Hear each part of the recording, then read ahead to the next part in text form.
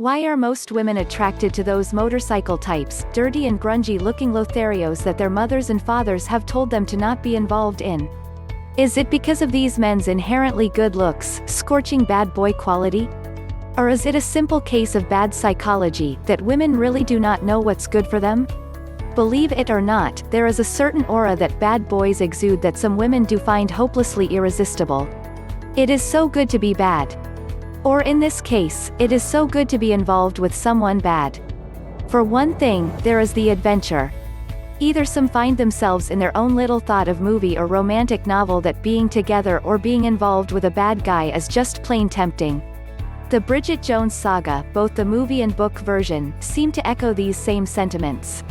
Why would a woman who already has her gentlemanly Darcy still find something attractive from a devilish Cleaver? The latter is so mean and so manipulative, while the other is so straight up and sometimes a bit uptight. So who should a confused woman choose? Basically, it is sort of a fact. Women love the little bad things found in men. Some do so because they love the drama. A relationship with bad men gets most women's juices up and flowing. A date with them is unpredictable. One minute they may be out on a nice cozy dinner, the next minute they may be in a dark street corner making out. Meanwhile, a date with straight-up men could be nice, simple, conventional and unsurprising. What follows after a quiet dinner may be a talk, and then some more talk, and a walk. Comfortable, safe and sometimes it might even be romantic.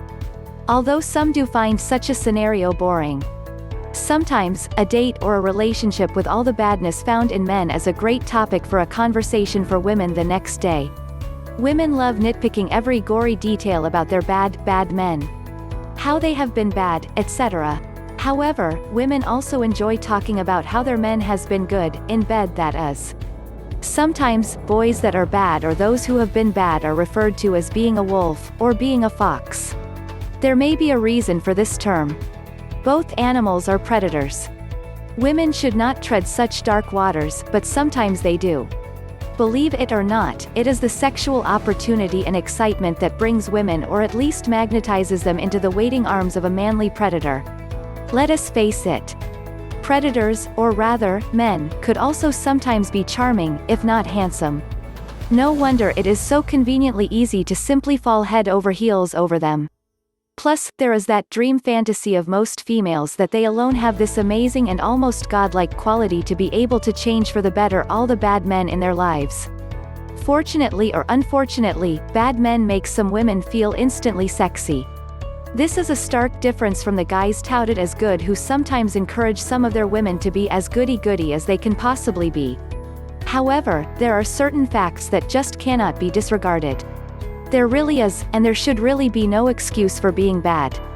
Some men are just plain insensitive and no amount of patience, hope, wishing and dreaming could cover up for his badness. Men who are like this, please do remember, it is not and could not possibly be that they are sincerely in love with the women in their lives.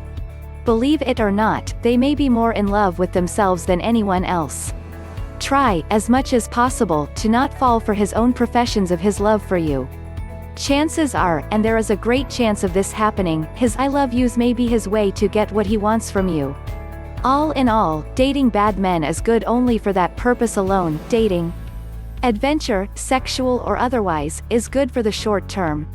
Long-term relationships require mutual trust, respect, and a little kinkiness also wouldn't hurt at all. Like to attract the perfect partner? Click the link in the description to learn more.